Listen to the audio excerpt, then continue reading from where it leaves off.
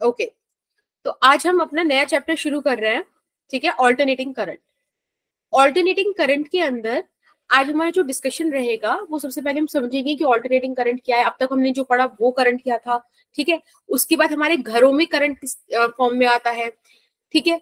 फिर हम उसको कनेक्ट करेंगे एक ऐसी डिवाइस से, ठीक है, जिसको अब हम स्टडी करने वाले हैं। तो आज के लेक्चर में हमको इतना काम करना है कि पहले ऑल्टरनेटिंग करंट का बेसिक जानना है, अपने सिग्नल्स को आइडेंटिफाई करना है जो हमारे घरों में आते हैं, और उसके बाद उस डिवाइस को पढ़ के we will end this lecture, ठीक है। 3 काम हम करने वाले हैं।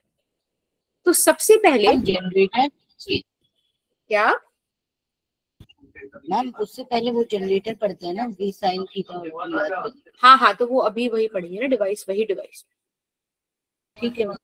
तो करंट इज समथिंग जो हम करंट इलेक्ट्रिसिटी से लेकर स्टार्ट करे थे और उसको काफी लंबा हम अब तक कवर करते हुए आए हैं, है ना।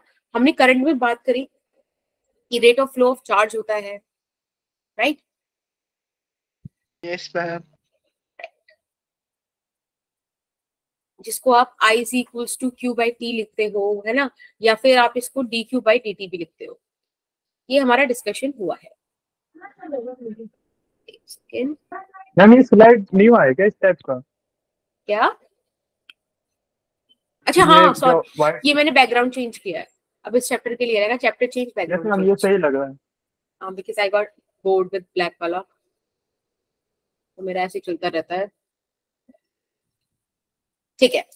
तो अब तक हमने जो करंट देखा था बेटा वो था डायरेक्ट करंट, राइट।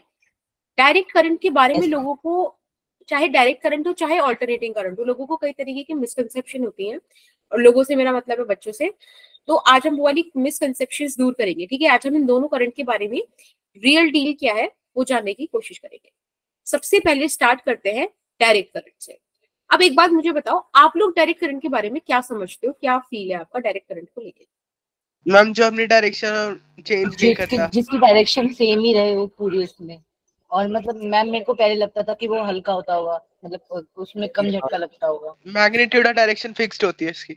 ओके, तो अभी आप लोगों ने बोला मैग्नीट्यूड डायरेक्शन वगैरह जो लेजिट आंसर्स थे, ठीक है, तो सही बात है, यही लोगों को लगता है। लेकिन आपको ना सिर्फ एक बात समझनी है कि ये होता है यूनिडायरेक्शनल। यूनिडायरेक्शनल मतलब जिसका डायरेक्शन कांस्टेंट हो, बस। ये एक मस्ट कंडीशन है किसी करंट को डायरेक्ट करंट होने की, ठीक है, कि क्या हो, वो डायरेक्शन उसकी कांस्टेंट हो। अगर ये वाली चीज आप पूरी फुलफिल करता है कोई करंट, तो बस आप बोल सकते हो कि वो डायरेक्ट करंट है। उसका मैग्नीट्यूड भी कांस्टेंट हो ये जरूरी नहीं, ठीक है। मैग्नीट्यूड में और मे नॉट बी वेरी।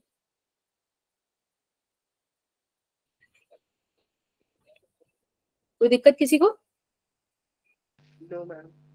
ठीक है, अगर मैं आपको बोलूं कि इसका कर्व बनाते हैं, ग्राफ बनाते हैं, तो अगर आपके दिमाग में डायरेक्ट करंट को लेके अब तक सिर्फ ये वाला ग्राफ आता था, सिर्फ ये वाला आता था, कोई दिक्कत नहीं है, मुझे बिल्कुल सही है, ये होता है डायरेक्ट करंट। लेकिन अब से मैं चाहती हूँ आप अपनी मेमोरी में ये वाला भी एक बार नोट कर लें। आई वर्सेस टी, नहीं साइन वाला नहीं, साइन में डायरेक्शन चेंज होती है, मुझे डायरेक्शन फिक्स रखनी है।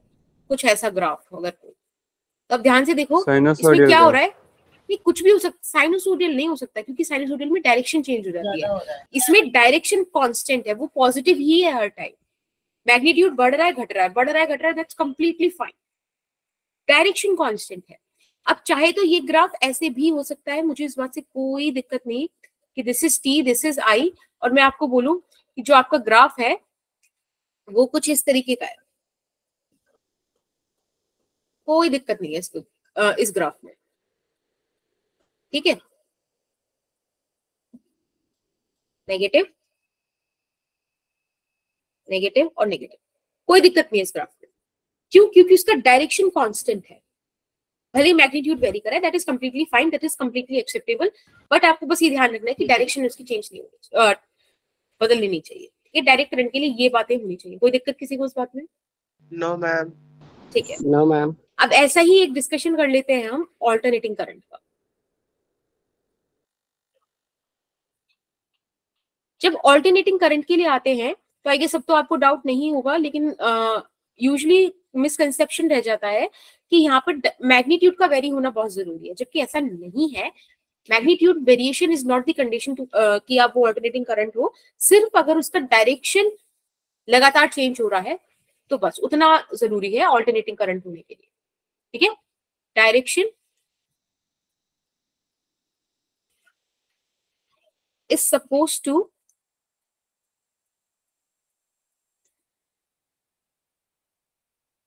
वेरी। ठीक है, ये 100% वाली कंडीशन है कि इसमें कोई मतलब हम कंसेशन वगैरह कुछ नहीं, ये चीज 100% मस्ट होती है। ठीक है, मैग्नीट्यूड वेरी करे ना करे कोई दिक्कत नहीं।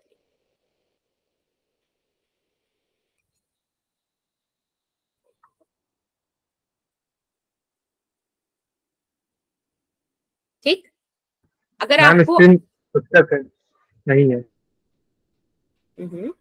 अगर आपको ऑल्टरनेटिंग करंट आज तक सिर्फ ऐसा दिखता था, कोई दिक्कत नहीं है, ऐसा बिल्कुल सही आपने डायग्राम बनाया, डायरेक्शन चेंज हो रही है।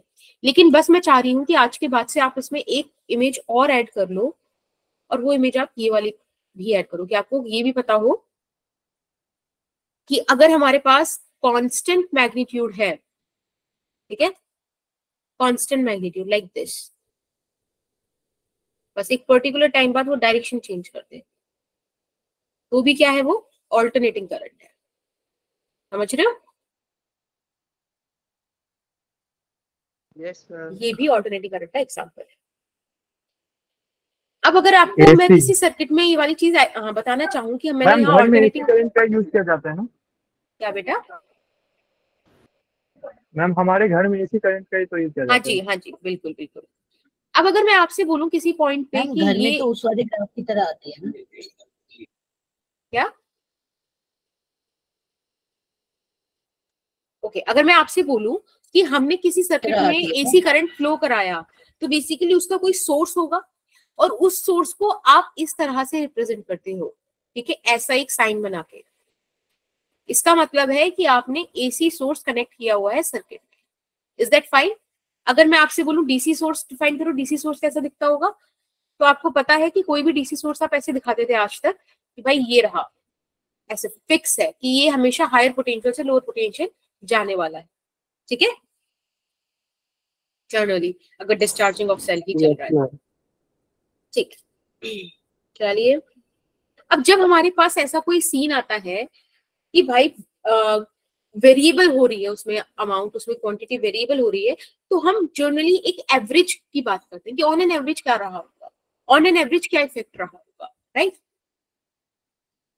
तो let's talk about this average value of current, क्योंकि अभी तक हमने करंट का ही वेरिएशन अभी पढ़ा है। ठीक है, हम बात करते हैं कि चलो ऑल्टरनेटिंग करंट है, वो हमेशा डायरेक्शन चेंज कर रहा है, तो उसको ऑन एन एवरेज क्या इफेक्ट रहा होगा। एक बात बताओ, मैंने अभी भी आपको जब स्टार्टिंग करी थी करंट की डेफिनेशन से, तो मैंने आपको बताया था क्या? कुछ बोल रहा है कोई? नहीं मैम जीरो। क्या? अच्छा ठीक है, जरूरी नहीं कि हमेशा जीरो हो, बट लेट्स सी, देखते हैं। हाँ, आई एवरेज निकालने की बात करते हैं। तो मुझे पता है कि करंट को हम Q बाई टी लिख सकते हैं ना, टोटल चार्ज जितना भी फ्लो हुआ होगा, टोटल टाइम जितने का आप एवरेज निकाल रहे हो। जरूरी थोड़ी हमेशा हाफ या फुल का ही निकालोगे, एवरेज को T बाई 4 का भी मतलब देख सकते हो कि सिर्फ इतने वाले पोर्शन में क्या एवरेज रहा वगैरह वगैरह। तो ये हो गया total charge flow in that time, वो time, and this is the I average. अब एक बात बताओ, क्या मैं ऐसे लिख सकती हूँ कि I is equals to dQ by dt? Yes ma'am. क्या बेटा? कुछ नहीं ओके, मैम, मुझे जगह स्क्रीन मतलब स्टेप नहीं हो रही है। क्या नहीं हो रही है बेटा? स्टेप नहीं हो रही है मैम, मुझे लगा पहले, लेकिन दिख रही है। अब यहाँ से dq की बात करते हैं, तो क्या आप dq को I dt लिख सकते हो? Yes ma'am. मैं अगर इसको पूरा इंटीग्रेट करा दूं तो ये वो अमाउंट ऑफ चार्ज आ गया जो t से t10 तक फ्लो हुआ है, right? That amount of charge, total charge आ गया। अगर मैं पूरी एक साइकिल की बात करूँ तो ये सुनो, बोलो बोलो। Yes, हाँ ma'am. सर। तो इस एक्सप्रेशन में क्यू की जगह आप ये चीज सब्स्टिट्यूट कर दो। जब आप ये वाली चीज सब्स्टिट्यूट करोगे तो आपके पास सॉरी जो आंसर आएगा वो आएगा I is equals to I D T 0 से लेके t टाइम तक और अपॉन 0 से लेके t dt। कोई दिक्कत किसी को? No, this is ma'am. The way to write the I average. और पता है ये ना एक मैथमेटिकल कॉन्सेप्ट है, कोई बहुत बड़ी बात नहीं है, क्योंकि आप अगर नॉर्मली देखो मैथ्स में भी अगर हमारे पास कोई फंक्शन है, कोई ऐसा फंक्शन जो टाइम पर डिपेंडेंट है, ठीक है, और मुझे उसका अगर एवरेज निकालना है तो बेटा उसको निकालने का तरीका यही होता है, इस तरह से, राइट? Yes, ma'am. राइट। तो अगर मैं अब आपसे डिस्कशन को आगे बढ़ाते हुए बोलूं, ये तो हो गया एक नॉर्मल मैथमेटिकल कॉन्सेप्ट। अगर मैं आपसे बोलूं कि भाई पी एवरेज निकालो, पी एवरेज मतलब पार एवरेज, तो भी आप इसी कॉन्सेप्ट का यूज करके लिख सकते हो कि P average is equals to P D T divided by D T. समझ रहे हो? Yes, ma'am. राइट, चलिए बढ़िया।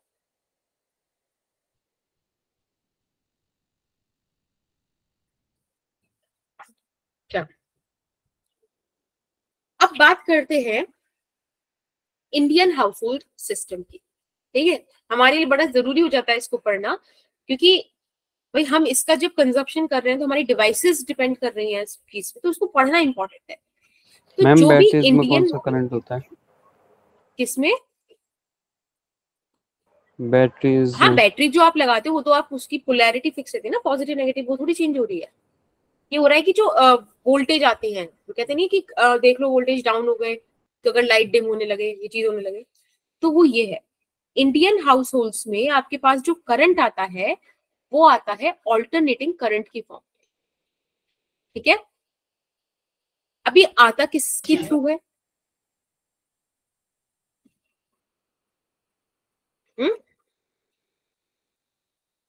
मैम जिस वायर डिवाइस तारों के जरिए के वजह से, ट्रांसफार्मर हाँ के मतलब नहीं वो नहीं पूछ रही, मेरा पूछने का मतलब है कि लाइक इसका सोर्स क्या है। तो इसका सोर्स है बेटा alternating generator, right? Alternating generator.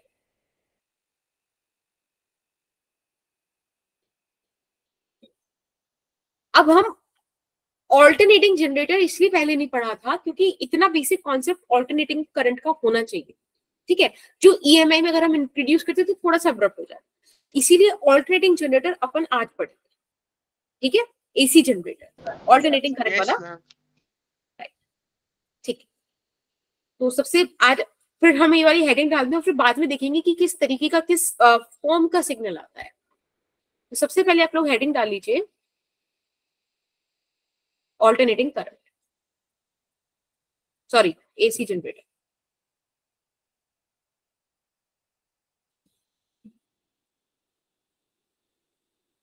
एक सिंपल सी लैंग्वेज, मतलब you know in a very in a layman language अगर मैं इस चीज को बताऊं कि है क्या ये, तो ये एक ऐसी डिवाइस है जो मैकेनिकल एनर्जी को इलेक्ट्रिकल एनर्जी में कन्वर्ट करती है in the form of AC current.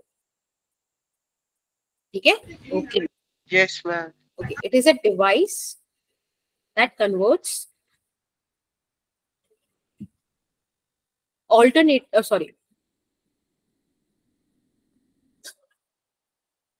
that converts mechanical energy into electrical energy.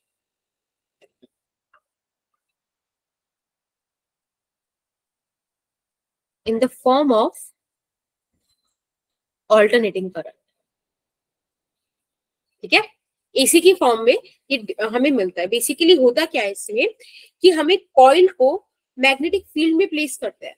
अब उस कॉइल को हमने घुमाया, अब जैसे ही वो घूमेगी उसमें से निकलने वाला मैग्नेटिक फील्ड वेरिएबल होगा ना, यानी कि मैग्नेटिक फ्लक्स वेरी कर गया। Magnetic Yes, flux ma'am. Very करते ही फैराडे की कहानी शुरू हो जाएगी कि इंड्यूस्ड ईएमएफ आएगा, क्लोज पाथ देंगे तो इंड्यूस्ड करंट आ जाएगा। तो ये सारी चीजें मिलकर आपको क्या दे देंगी? आपने जो कॉइल घुमाई that is your mechanical work, that is the mechanical energy, और आपने जो एंड में इंड्यूस्ड करंट पाया उसको आप किसी लोड के क्रॉस या किसी रेसिस्टेंस के क्रॉस ट्रेवल करा तो आपको एनर्जी मिल गई, that is your electrical energy. समझ रहे हो, मैकेनिकल एनर्जी कॉइल का घूमना और आपकी किसी बल्ब का जल जाना, that is electrical energy. Fine, yes ma'am. ठीक है। अगर मैं आपसे पूछूं कि what is the principle behind this AC generator, या जिसपे ये काम करता है, EMI। बिल्कुल, तो मैंने अभी जो आपको बोला वही इसका प्रिंसिपल है, इलेक्ट्रोमैग्नेटिक इंडक्शन।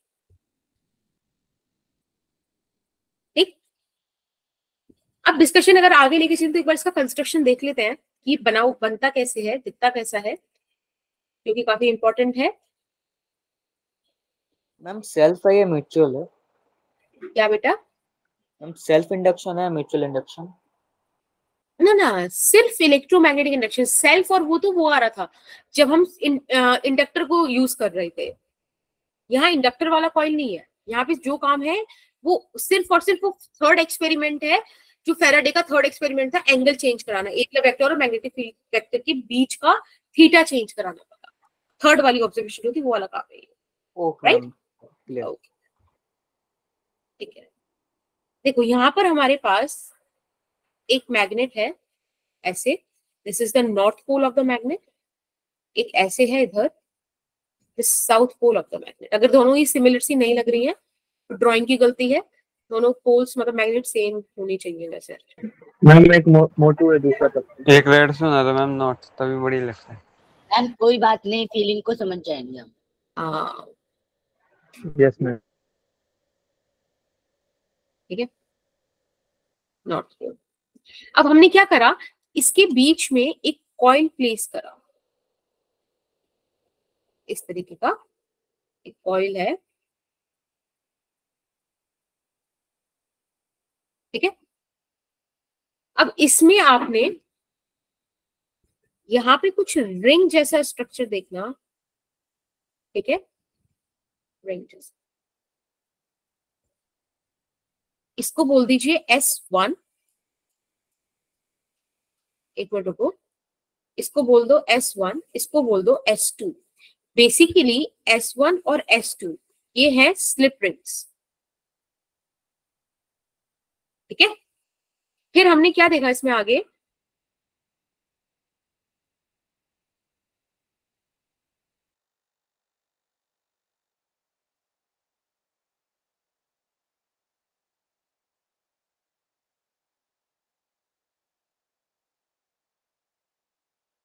मैम आपकी वॉइस नहीं आ रही। ना मैम, आपकी स्क्रीन चल रही। देखो समथिंग लाइक दिस। मैम आपकी आवाज चली गई थी। Yes ma'am. आवाज चली गई थी, अभी ऑडिबल है? यस मैम, ठीक है। Yes ma'am. एक सेकंड, आपको स्क्रीन विजिबल है ना? Yes ma'am. Yes ma'am. Okay, अच्छा थोड़ा सा ना,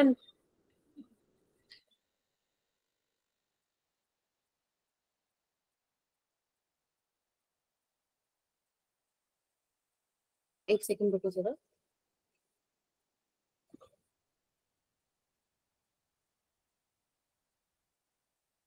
थोड़ा सा यहाँ पे दिखा रहा है, क्या दिखा रहा है?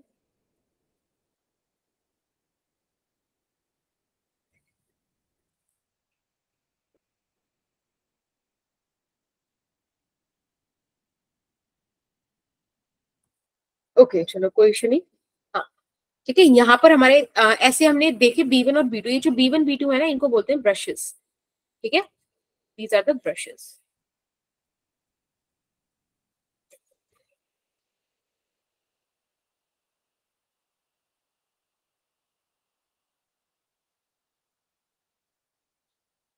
ओके, अब ये तो अभी मतलब हमारा सर्किट तो पूरा नहीं है, तो हमको सर्किट तो पूरा करना पड़ेगा।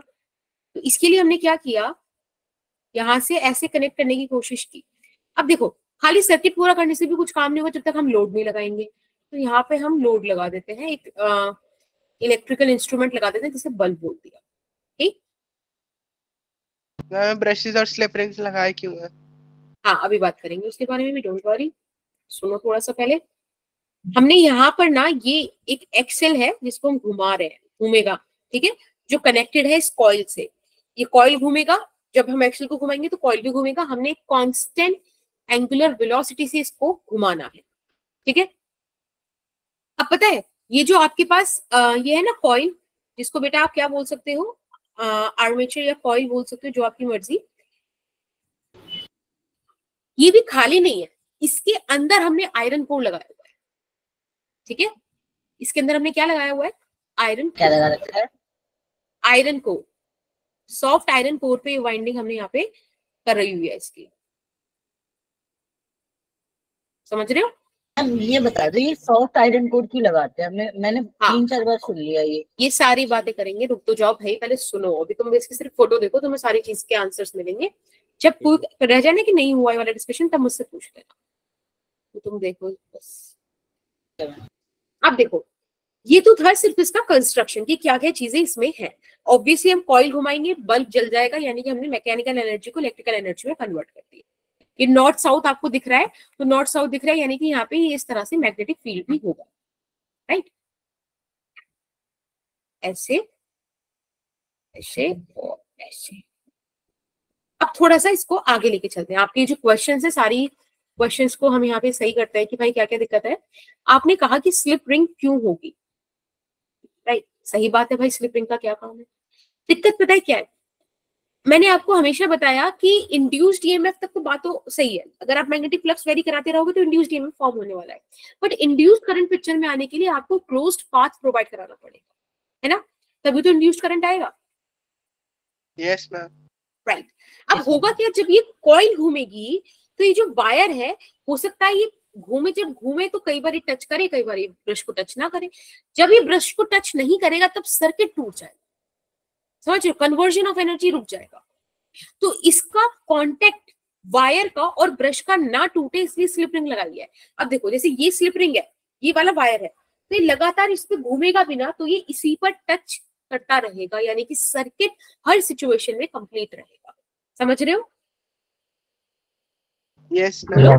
ठीक है, तो आप यहाँ पे लिख दीजिए, वाली वायर तो छोटी है, बस छोटी नहीं, उसको थोड़ा ऊपर दिखा दिया, ठीक है, उसको ऊपर दिखाया डायग्राम में, अलग दिखाने के लिए। तो स्लिप रिंग का बेसिकली काम क्या है, to maintain the contact in between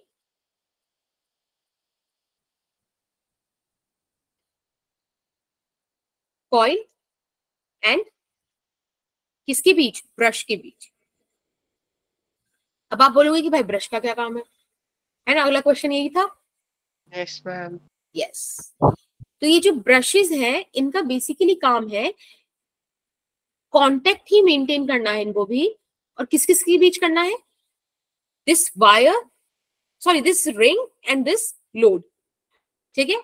क्योंकि हमारा जो मेन टारगेट है वो ये है कि सर्किट हमेशा पूरा रहे, जो लगातार वो कॉइल घूम रही है, लगातार जो मैग्नेटिक फ्लक्स वेरी कर रहा है, उसकी वजह से जो ईएमएफ हो रहा है वो हमेशा हमें करंट की फॉर्म में मिलता रहे।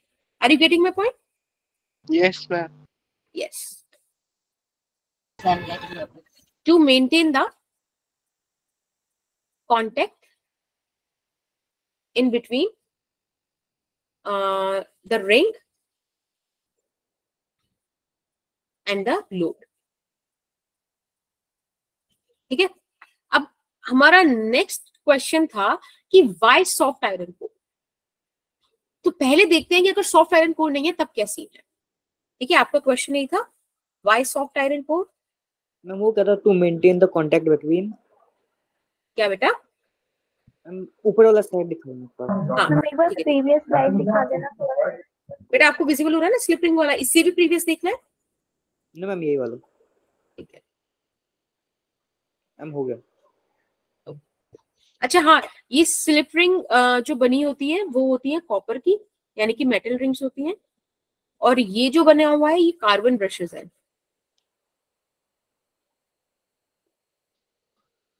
ठीक है। ये बस छोटी सी डिटेल है, इसको याद रखना, ये आपका डायग्राम है, ठीक है। आगे चलें, या अभी आप इसको ड्रॉ कर रहे हो? हो गया। मैम हो अगर गया। ड्रॉ करे तो कर लो, मैं थोड़ा सा जरा कॉइल अच्छी से बना दूंगी थोड़ी। ओके मैम 3D पे पेस्ट कर देना यार। इसका डायग्राम हाँ वैसे गूगल से निकाल के कर देना चाहिए था। मैम वैसे एक चीज पूछ रही थी, आखिर एसी जोर से करंट लगता है कि डीसी जोर से लगता है? हाँ इसके बारे में थोड़ा सोचना पड़ेगा। एसी में पता ही चलता। मैम AC में डीसी पता ज्यादा नहीं। खतरनाक है। डीसी देखो एडिसन ने जब पहले लड़ाई करी थी डीसी करंट और एसी करंट के लिए, वो चाहते थे डीसी करंट है, तो उन्होंने ना एक एक्सपेरिमेंट कंडक्ट कराया था जिसमें उन्होंने एसी से किसी की डेथ कराई थी। तो मुझे अभी फिलहाल मैम वो याद हाथी आ रहा की, है। हाँ बफेलो हाथी था की आई मैम। गेस। मैम मतलब मेरे को पहले लगता था डीसी कमजोर होता है, लेकिन फिर सोचा डीसी भी तो 330 वोल्ट का होता है, वो भी तो झटका देगा। हाँ तो उन्होंने यही कहा था कि एसी मैम करंट जो रेंज चलता है डीसी से तो चलता है। लाइट्स ठीक है टॉर्चर करने के लिए यूज कर सकते हैं, बट घरों में या लोगों को तक नहीं पहुंचा सकते, ऐसा उन्होंने बोला था। तो थोड़ा सा इस चीज को ना मैं एक बार और मतलब विद द फैक्ट्स करूंगी। तो एडिसन की जो बात मुझे याद है वो वाली है, ठीक है। हमने इन घरों में तो अभी एसी आता है। हाँ एसी आता है, बिल्कुल आता है, लेकिन उन्होंने ऐसा बोला था उस चीज को अवॉइड करने के लिए, क्योंकि भाई डीसी करंट में ना वो सालों साल लाइक उनकी मैम लाइफ जैसे का कभी प्रोजेक्ट कभार था वो। बैटरी पे जीव लगा लो तो, है कंट्रोल मैम जैसे कभी कभार बैटरी पे जीव लगाते हैं तो उसे छोटा सा हल्का सा झटका नहीं लगता, वैसा मैंने ऐसा ही कभी करा एसी नहीं पे लगा कभी। के भाई कभी करके नहीं देखा हमने। हाँ ये वाला मैंने नहीं करा कभी। मैंने बैटरी को छुआ है ना जीव से एक बार। यस मैम कौन सी होता है। बैट वो जो सेल में मैम सेल में 9 होता है। वोल्ट की पहले आती है, कीपैड 9 वाला वोल्ट होता की था आती है जो, अब सेल वाली छोटी 9 सी, वोल्ट की आती है जो। वही तो बैटरी होगी।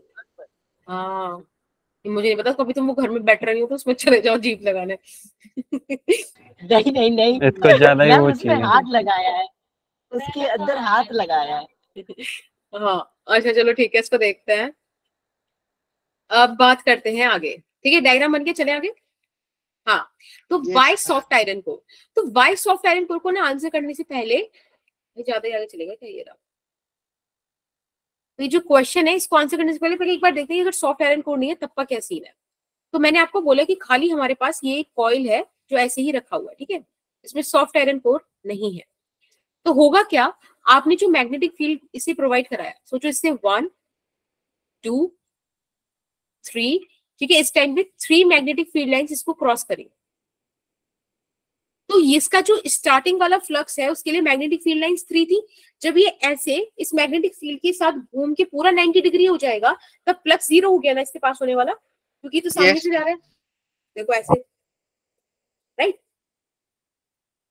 यानी कि 3 से 0 जो चेंज आया वो 3 यूनिट्स का आया, उस चेंज की वजह से उसके अकॉर्डिंग मैग्नेटिक फील्ड लग गया, कोई इशू नहीं है। बट अब पता है कहानी में दूसरा ट्विस्ट लाते हैं कि हमारे पास ये रहा कॉइल, वही कॉइल है जो आपको अभी प्रीवियस वाले एग्जांपल मैंने दिया था। अब इसमें क्या करा हमने, मैग्नेटिक फील्ड पास कराया, लेकिन इसके अंदर क्या है, इसके अंदर ही सॉफ्ट आयरन कोर भी है, ठीक है। होगा क्या बेटा, जब आप यहाँ पे जब करंट पास कराओगे, यहाँ सॉरी जब यहाँ पे आप मैग्नेटिक फील्ड पास कराओगे 1 2 तो 3, इनिशियली तो ऐसे ही जानी थी क्योंकि ना हमने मैग्नेटिक फील्ड चेंज किया ना एरिया चेंज किया, लेकिन जब हमने यहाँ पे सॉफ्ट आयरन कोर लगा दी, उसकी प्रॉपर्टी है खुद से मैग्नेटाइज होने की, वो इस वाली मैग्नेटिक फील्ड लाइन को कहेगा कहाँ भाई आओ ना, इधर से जाओ, ये ऐसे जाओ, इस वाली को कहेगा उधर मत जाओ, आओ मैग्नेटाइज होके चलो यहाँ से, समझ रहे हो। यानी कि वो खुद से निकलने वाली मैग्नेटिक फील्ड लाइंस बढ़ा देगा, जहां पहले 3 से 0 हुआ था मैम वहां अट्रैक्ट सोचो करेगा। 7 से, हाँ यही तो करता है वो, मैग्नेटाइज कराता है, वो खुद को मैग्नेटाइज कराता है सॉफ्ट आयरन को। मैग्नेटिज्म एंड मैटर वाला डिस्कशन हमारा आ गया, बताया था ना, फेरोमैग्नेटिज्म जो होता है उसमें स्ट्रॉन्ग डाइपोल्स होते हैं, वो हाईली मैग्नेटाइज हो जाते हैं, राइट। और वो अगर आप मैग्नेटिक फील्ड हटा दो तो भी वो डीमैग्नेटाइज होने में टाइम लगाते हैं, रिटेंटिविटी को रेसिस्टिविटी, याद आई Yes, बात, ma'am. राइट। अब देखो पहले मैग्नेटिक फ्लक्स जो था वो 3 से 0 गया, इस बार 7 से 0 गया। आपका फैराडे लॉ बोलता है जितना ज्यादा चेंज होगा उतना ज्यादा इंड्यूस्ड ईएमएफ आएगा। तो कौन सा बेटर है, सॉफ्ट आयरन कोर लगाना ना। अब समझ में आया क्यों लगाते हैं soft iron core. Yes, ma'am. Okay yes Yes, ma'am, ma'am. ठीक है। मैम ये इसको ही पता चल गया। हाँ आप क्या बोल रहा है यश? मैं ऊपर से बिल्कुल। मैम मैंने कुछ नहीं बोला। तभी तो सब इसे बोल लिया। सही है, करते रहो, पढ़ते रहो, ठीक है, पढ़ना इम्पोर्टेंट है, ठीक है। मैम 11,000 वोल्ट का जनरेटर है बगल में। अच्छा, हमारे यहाँ तो तो ये मैम तो सारे भाई साथ में जाएंगे ना, अकेले मैम थोड़ी जाऊंगा शादी ना, में मैं यही इतना जनरेटर थोड़ी यूज बुरा होता हूँ। है ना, मैरिज में। क्या क्या क्या क्या? मैम जो शादियों में यूज होता है जनरेटर यही होता है ना? वो वाला जो जिसपे तुम भांगड़ा पा यस मैम, सकते हो। अब नहीं यूज यस होता, गाँव में मैम। पहले होता। यस यस, मेरे घर में बिल्कुल मेरे कान के पीछे बजता है, और आज मैं उसके शोर में सो गई हूँ सुबह। ये देखो वाओ। आज की वर्किंग, आज की नहीं, सॉरी, इसकी वर्किंग देखते हैं। अब देखो, मैंने ऐसा अज्यूम किया कि T0 पर the amount of rotation is 0। मैंने ऐसे बोला कि भाई ये कॉइल ऐसे रखा हुआ है, देखो आपको विजिबल है, और ये मैग्नेटिक फील्ड है। इस टाइम मैंने रोटेट तो कुछ भी नहीं किया ना, तो रोटेशन कितना हो गया? 0 हो गया ना। जब मैं इसको रोटेट करूंगी, तब अभी 90 डिग्री का अमाउंट ऑफ रोटेशन प्रोड्यूस हुआ, इसको मैंने खुद से 0 बोल दिया। ये 90 डिग्री, अभी पूरा ऐसे घूम जाएगा 180 डिग्री, ये 270 डिग्री, और ये जब ऐसे घूम के उधर की तरफ आ गया तो 360 डिग्री। समझ में आ रहा है? पूरा सर्कल यस जब हो गया, मैम। ठीक है। तो T इज इक्वल टू 0 पे थीटा 0 डिग्री मैंने दे लिया, यानी कि इस बार जो मैंने आपको बोला वो ये बोला कि जो कॉइल है आपकी, सारा का सारा मैग्नेटिक फील्ड इसके परपेंडिकुलरली पास हो रहा है, क्योंकि थीटा 0 डिग्री किसके बीच में है? एक तो अमाउंट ऑफ रोटेशन है ही, और basically this is the angle between area vector and the magnetic field vector.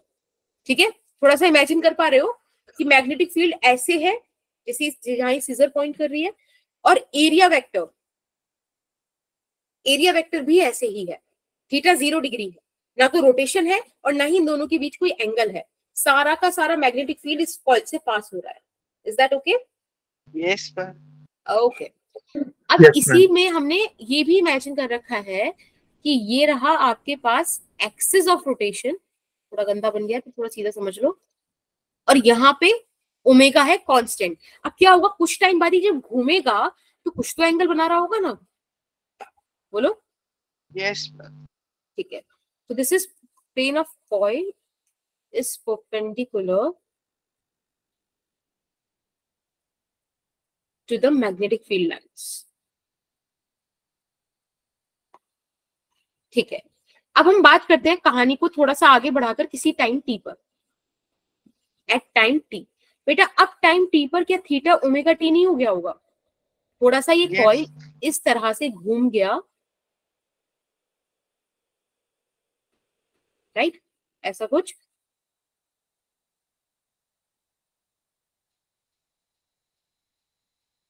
अब इसका एरिया वेक्टर देखो, मैग्नेटिक फील्ड वेक्टर तो ये है, अब राइट एरिया साइड में वेक्टर कुछ लगेगा। ऐसे हो गया, तो ये एंगल जो है, दिस एंगल इज थीटा। समझ रहे हो? Which is omega T. Yes yes, बस अब हमें ये वाले पॉइंट पर फ्लक्स निकालना है।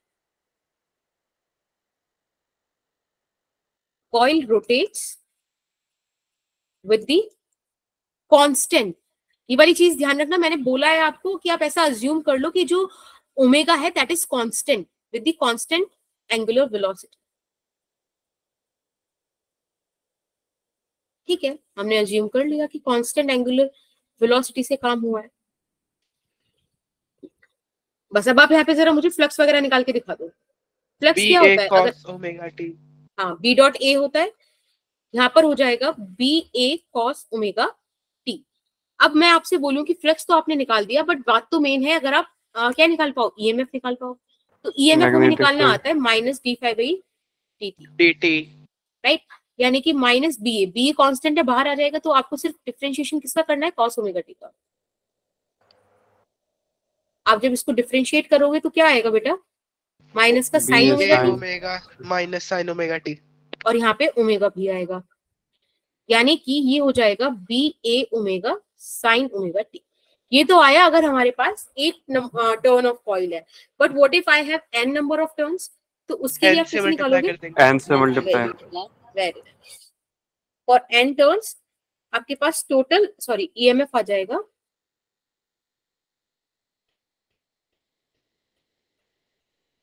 n b a omega sine omega t, right. अब आप एक बात देखो, इस एक्सप्रेशन में n भी कांस्टेंट है, b भी कांस्टेंट है, a भी कांस्टेंट है और ओमेगा भी कांस्टेंट है। n b a ओमेगा ये सब क्या है? कांस्टेंट है। तो इन सबको एक काम करें, एक दूसरे कांस्टेंट से रिप्लेस कर दें। बोलो यस मैम। यस। तो यहाँ पर आपके पास हो जाएगा ई नॉट साइन ओमेगा टी, जबकि आपके पास ई नॉट का वैल्यू क्या है? N B A omega. तो ये वाला ईएमएफ जनरेट हुआ इस एसी जनरेटर से। अब अगर मैं इसमें करंट की बात करना चाहूं तो आप ये इमेजिन कर लो बेटा कि ये जो हमने बल्ब लगाया था ना स्टार्टिंग में, कहाँ गया? यहाँ पे। इसका रेसिस्टेंस R है, ठीक है? R is the resistance of this bulb. तो आप यहाँ पे लिख सकते हो, एक सेकेंड, हाँ, I is equals to E naught by E by R, right. अब E की जगह आप रख सकते हैं E naught sine omega T divided by R। अब एक बात बताओ, E नॉट तो ऑलरेडी कांस्टेंट था ना, तो R भी तो कांस्टेंट हो गया, इसको आप I नॉट बोल दो, यानी कि I नॉट का वैल्यू हो गया N B A omega by R। यहाँ पर आपके पास एक्सप्रेशन आ गई I is equals to I naught sine omega T. यहाँ से आपको पता चलता है कि जो एसी जनरेटर है वो इस तरीके के साइनोसोडियल फंक्शन के ईएमएफ और करंट को जनरेट करता है। Is that fine? मैम एक बार इससे लास्ट वाला स्लाइड दिखाना। ओके मैम अगर हम इसमें ओमेगा को एक्सेलरेटेड मोशन में रखेंगे तो क्या नेचर होगा करंट का? फिर देखो, फिर बस ओमेगा की डिपेंडेंसी इसमें इंट्रोड्यूस हो जाएगी ना, मतलब टाइम के साथ जो भी हमने कांस्टेंट लिया वो चीज के लिए बस आपको वो फंक्शन रखना पड़ेगा, तो थोड़ा सा कॉम्प्लिकेटेड नहीं हो जाएगा? मतलब हो जाएगा, लेकिन यूजुअली हमारे क्वेश्चंस में आएगा नहीं, इनफैक्ट हायर लेवल वाले क्वेश्चंस में भी नहीं आएगा, ठीक है? इसको हम एसी जनरेटर के अंदर कांस्टेंट वेलोसिटी से ही घुमाते हैं। चले आगे।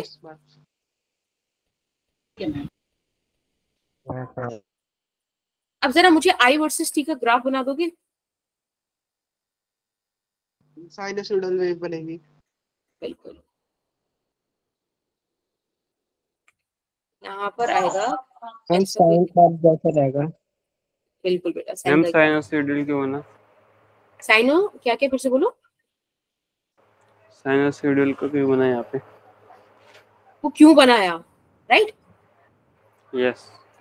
क्योंकि बेटा अभी देखो, अभी आपने खुद देखा ना, एसी जनरेटर में आपके पास जो भी वैल्यूज आई, चाहे वो आई की हो चाहे ई की हो, साइन की टर्म में आई, बाकी सब तो कांस्टेंट है, पर ये तो साइन की टर्म में आई ना आपके पास पूरा एक्सप्रेशन, कुछ ऐसा।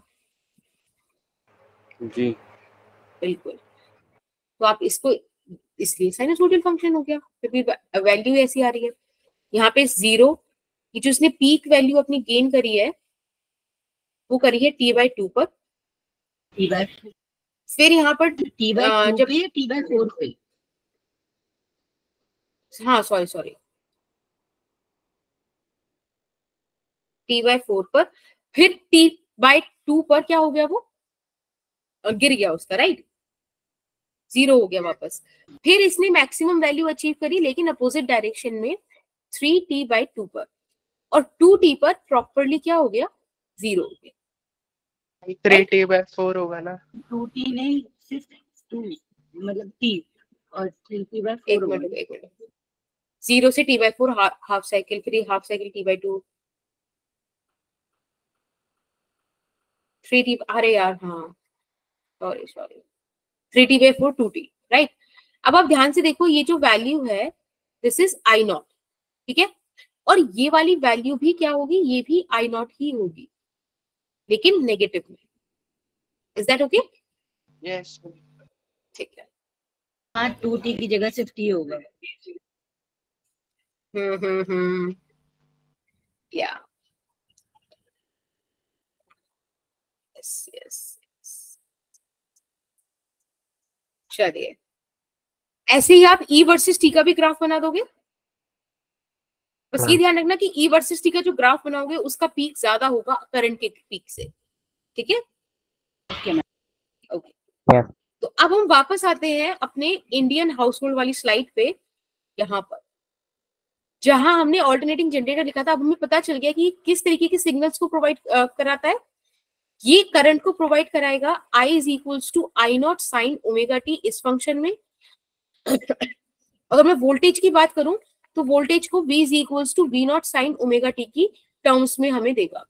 इसीलिए बेटा जो आप नॉर्मल देखोगे ना सिग्नल्स, वो आई और वी के साइनोसोडियल के फॉर्म में देखोगे 90% ऑफ क्वेश्चंस ऑल्टरनेटिंग करंट के। ठीक है? एक बार लास्ट वाला Right? पॉइंट रिपीट कर दो। अच्छा, मैं कह रही थी कि जो आई और वी है, that is I not sine omega T और V not sine omega T, इस फॉर्म में हमारे घरों में क्या आता है? बिजली आती है। ठीक है? जिसका आपको आई गेस पता होगा कि 50 हर्ट्ज और 220 वोल्ट इसका फॉर्मेट आता है, राइट? तो 90% ऑफ द क्वेश्चंस जो आपके ऑल्टरनेटिंग करंट में देखने मिलेंगे वो इन्हीं फॉर्म्स में मिलेंगे, साइनोसोडियल वाले, क्योंकि हमको यूजुअली डील इनके साथ करना है। ओके? Yes ma'am. ओके,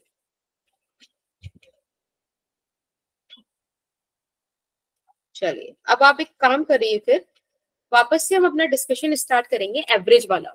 अब मैं आपको एक क्वेश्चन दे रही हूं कि आपको फाइंड करना है आई एवरेज, और आई एवरेज आप फाइंड करोगे फुल एंड हाफ साइकिल के लिए। ठीक है? आपको आई का वैल्यू दे रखा है आई नॉट साइन ओमेगा टी। तो फटाफट से आप वैल्यूज फाइंड करके बकायदा प्रूफ वाला, ठीक है, वैसे बताना। सॉल्व करो। अभी टाइम हो रहा है 21:24, 21:28 तक बता दो।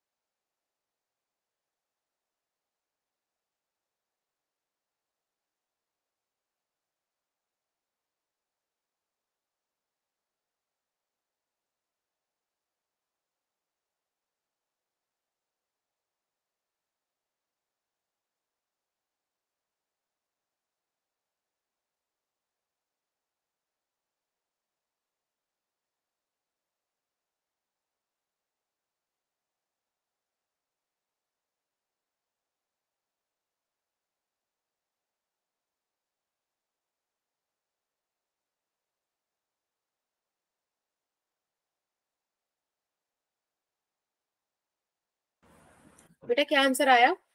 मैम लग तो 0 रहा है लेकिन मैम 0-0 आ रहा है। फर्स्ट वाले का 0 आया और दूसरे वाले का आई नॉट बाय पाई आ रहा है। ठीक है, चलो अब मैं सॉल्व कराती हूँ। Let's check it out.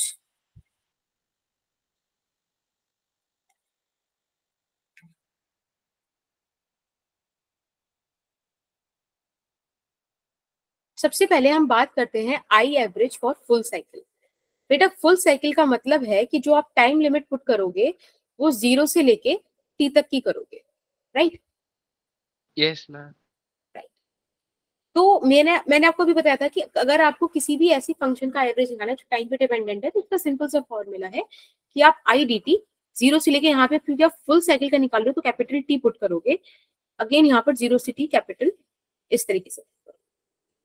तब आपके पास आई एवरेज की जो फॉर्मूला है, देखो ये ना एक्सप्रेशन हमारे पास आई की, आई डोंट नो व्हाई आज टेढ़ा टेढ़ा चल रहा है। This is the value for I, right? आप यहाँ पे पुट कर दीजिए 0 से T I not sine omega T T D T, और नीचे आपके पास कैपिटल टी आ जाएगा। बेटा आई नॉट कॉन्स्टेंट है, बाहर ले लो इंटीग्रेशन से। साइन ओमेगा टी का जब आप इंटीग्रेशन करोगे तो आपके पास cos omega t minus upon omega ये आएगा, जहां Yes, आपको ma'am. वैल्यू पुट करनी है 0 से लेके कैपिटल टी तक। और बेटा बाहर से आपके पास नीचे टी है, उसको आप ऐसे ही लिख सकते हैं। चलिए हमारे पास इतना चीज आ गया, अब इसको सॉल्व करते हैं। आई गेस आप माइनस भी बाहर ले लेते हैं, ज्यादा बेटर रहेगा। आपको पता है आप ओमेगा को क्या लिख सकते हो, 2π/t लिख सकते हो, राइट? यस लिख मैम। सकते हो ना? तो आपके पास ये जो अंदर ओमेगा टी है, ओमेगा की जगह पुट कर दो 2π/कैपिटल टी, फिर स्मॉल टी की जगह आपने पहले टी पुट किया तो टी से टी कैंसिल, यानी कि यहाँ बचा आपके पास cos 2π, right? When it comes to the zero वाला पार्ट तो ये तो पूरा 0 हो जाएगा, ठीक है? अब आप Yes, सॉल्व ma'am. करा दो भाई, यहाँ पे भी ओमेगा की जगह 2π/t पुट कर दोगे तो टी से टी कैंसिल, 2π रह गया। cos 2π और cos 0 का वैल्यू, मैंने आपको हमेशा बोला है कि वैल्यूज याद नहीं रहे तो ग्राफ याद रख लो, क्योंकि बनाना भी इजी है और दिमाग में बैठ भी जाता है। तो this is 0 degree, 90 degree, 180 degree, 270 degree and this is the 360 degree. तो मुझे cos 2π यानी कि cos 360 डिग्री चाहिए, विच इज +1, cos 0 यानी कि +1। देखो 1 - 1 0, विच मेक्स सेंस ऑल्सो। ये बात बड़ी सेंसिबल भी है क्योंकि आपके पास जो फंक्शन है साइन ओमेगा टी, एक बार उसको ड्रॉ तो करके देखो। जब आप उसको ड्रॉ करोगे तो फुल साइकिल में जितना पार्ट पॉजिटिव उतना ही पार्ट नेगेटिव, तो on an average it is suppose to be 0, right? Yes ma'am. Yes. तो ये वाली चीज आपको ग्राफ से भी दिख रही है, लेकिन ये सिर्फ साइन के लिए याद रखना, ये जो एक्सप्रेशन हमने निकाली है सिर्फ साइनोसोडियल फंक्शंस के लिए निकाली है। अब बात करते हैं जब आपको आई एवरेज निकालना हो हाफ साइकिल का। बेटा हाफ साइकिल t/2 तक इंटीग्रेट मतलब है करेंगे। 0 से लेके t/2 तक की कहानी को आपको समझना है। चलो अब इसको सॉल्व करते हैं। देखो आपके पास आई एवरेज के लिए जो फंक्शन है वो 0 से लेके t/2 तक है, which is I not sine omega T dot T T. इसको आपने इंटीग्रेट कराना है इस तरीके से, ठीक है? आप जब इसको इंटीग्रेट कराएंगे आई नॉट बाहर आ जाएगा, साइन ओमेगा टी का इंटीग्रेशन क्या हो जाएगा, cos omega T divided by omega minus में। Is that fine? Yes ma'am. Yes. यहाँ पे 0 से t/2, और बेटा ये भी आपके सामने सॉल्व करके आ जाएगा t/2। एक सेकेंड,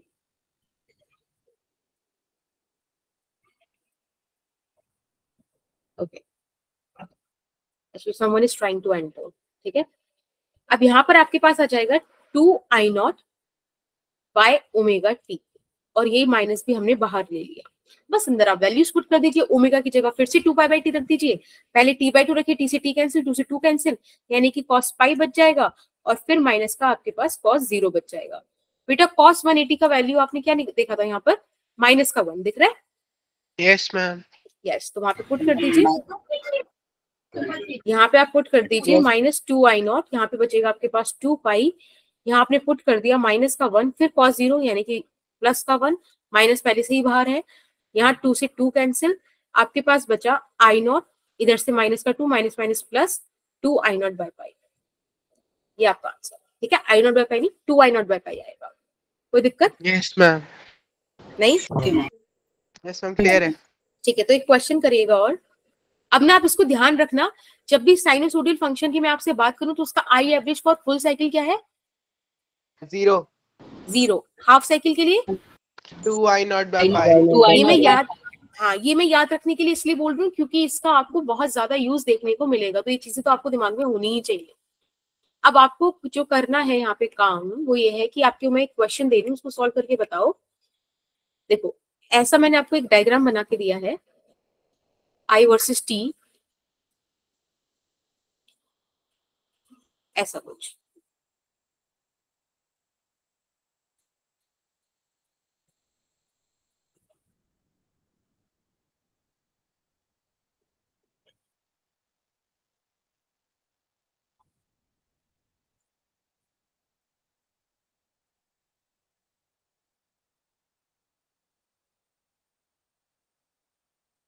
ठीक है, यस मैम। ऐसा। This is +2 ampere and this is -2 ampere. The question is pretty simple. I am asking you to find out the I average for full cycle, I average for half cycle, and then I am asking you to find out the I square average. ठीक है, 3 चीज आपको निकालनी है, solve कीजिए। अभी time हो रहा है हमारे पास 21:34। ठीक है, आप लोग मुझे 21:39 तक बता दीजिए, ज्यादा हो गया, 9:37 तक बता दीजिए।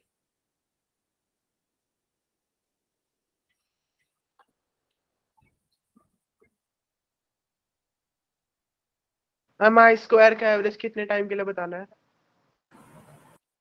वो आपको दिया हुआ नहीं है, बस आई स्क्वायर एवरेज बोला है।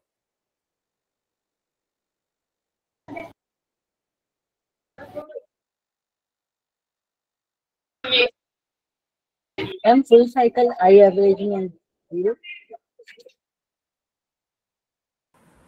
मैम थर्ड वाला पार्ट समझ में नहीं आया, क्या फाइंड करना है? आपको आई स्क्वायर का एवरेज फाइंड आउट करना है, आई स्क्वायर का एवरेज।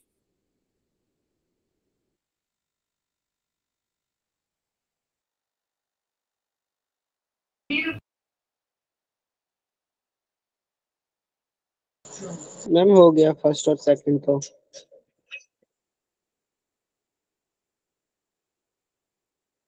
मैम हो गए। ओके, बताओ क्या आ रहा है आंसर? मैम फर्स्ट वाले का 0 आ रहा है, सेकंड वाले का 2 आ रहा है और थर्ड वाले का 4 आ रहा है, 4 आ रहा है। Very ma'am good. सेकंड वाले का मेरा 1.274 आ रहा है। नहीं, प्रणब के आंसर सही है। देखो कैसे होगा, आई एवरेज फॉर फुल साइकिल, ये यहाँ से 0, ये T/2 और ये टाइम हो गया आपका T, यानी कि ये हो गई फुल साइकिल पूरी। देखो आधी साइकिल में पॉजिटिव है, बाकी साइकिल में नेगेटिव है, तो अगर मैं आई एवरेज, देखो अब मैं अभी तक हम ऐसे लिख रहे हैं, कोई दिक्कत नहीं है, लेकिन मैं आपको थोड़ा सा एक बता देती हूँ नोटेशन। इसको कैसे लिखते हैं, ऐसे भी लिखते हैं एंगुलर ब्रैकेट्स में आई एवरेज, या फिर आप इसको ऐसे लिख सकते हैं। तो फुल साइकिल के लिए ऑब्वियसली ये हो जाएगा 0 एम्पियर, क्योंकि +2 -2 पूरे में 0 आ गया। व्हेन इट कम्स टू कि आप बात करो किसकी, हाफ साइकिल की, तो बेटा हाफ साइकिल के लिए आई एवरेज आप ऐसे भी लिख सकते हो। देखो ये आएगा मॉड्यूलस में, ठीक है, प्लस का 2 एम्पियर। अब बात करें अगर आई स्क्वायर के एवरेज की, तो ये जो ग्राफ है ना आई स्क्वायर वाला, कुछ ऐसे दिखेगा आपको, ऐसा 4 एम्पियर पे। Yes ma'am. ठीक है, इसका इस एवरेज तरीके 4 से। एम्पियर। यस, क्योंकि वो जो नीचे का -2 है वो भी प्लस में चला जाएगा, जो -2 पूरा एक स्ट्रेट लाइन आएगा, तो इसका भी फिर Yes, एवरेज ही 4 एम्पियर हो गया। हाफ साइकिल फुल साइकिल क्या है मतलब है, राइट? समझ में आया? Yes ma'am. ठीक है, तो मैम यही एक बार आपके लिए। सेकंड रिपीट कर देना, 2 एम्पियर के साथ। देखो आप खाली इसका एक साइकिल देखो 0 से T/2, तो सिर्फ +2 एम्पियर ही तो है पूरे टाइम, तो 2 एम्पियर आएगा। अगर खाली नेगेटिव भी, तो negative is showing the direction, the magnitude is actually 2 ampere. Yes Okay? Ma'am. Okay, हाँ, तो अब आपके लिए एक होमवर्क है जो आप प्लीज करके लाना। find the V average for full and half cycle, ठीक है। और आपको फंक्शन दे रखा है V not sine omega T. पता है, एक बार मुझे पता है आप लोग सिंपल बोलोगे कि मैम फुल के लिए 0 और हाफ के लिए 2V नॉट बाय पाई हो जाएगा, which is good, very good, आपको याद होना चाहिए ऐसे ही। लेकिन मैं फिर भी आपसे बोलूंगी कि आप इसका बकायदा प्रूफ करना, क्योंकि ये आपके बोर्ड के लिए जरूरी है, ठीक है। और मेरे लिए तो सिर्फ ये है कि आप इसमें, हाँ मेरे तो सिर्फ इसलिए जरूरी है कि अगर आप इसका प्रूफ कर लोगे, ज्यादा मेहनत करोगे तो एक बार दिमाग में बैठ जाएंगी चीजें, आपको याद होनी चाहिए, दैट्स इट, ठीक है। So thank you ma'am Yes. वो NLM की कुछ चीजें पूछनी थी। एक मिनट, पहले मैं एक बार बातें बता दूं। आपका कल एक्स्ट्रा क्लास है 5 बजे से 7 बजे तक, इसमें आप 7:30 मानकर चलना, ठीक है। 7:30 तक अपना पीरियड खाली रखना, 5 से 7:30 फिजिक्स की क्लास, ठीक है। और हम ऑल्टरनेटिंग करंट ही पढ़ेंगे आगे। लिंक में अपने ग्रुप में भेज दूंगी। करंट कितनी क्लासेस लेगा आगे? अभी तो देखो है 7-8 क्लास का, तो हम कोशिश कर रहे हैं कि कल एटलीस्ट 2 से 3 क्लास हम कवर कर लें, ठीक है। तो आपका अच्छा खासा कवर हो जाएगा इसी से 17 सितंबर से पहले ही, ओके। Yes ma'am ma'am. हमारी क्लास रात को होती है, मतलब आखिरी क्लास होती है, तो आप बढ़ा दिया करो इसको आधा घंटा। नहीं, पर दिक्कत ये है ना कि I need to maintain the both batches है, मेरे पास नीट और जेई दोनों है, थोड़ा सा बैलेंस बना के चलना पड़ेगा ना। Yes ma'am. चलो ठीक है, फिर आज की क्लास यही रखते हैं, tata bye bye. Okay ma'am, वो NLM के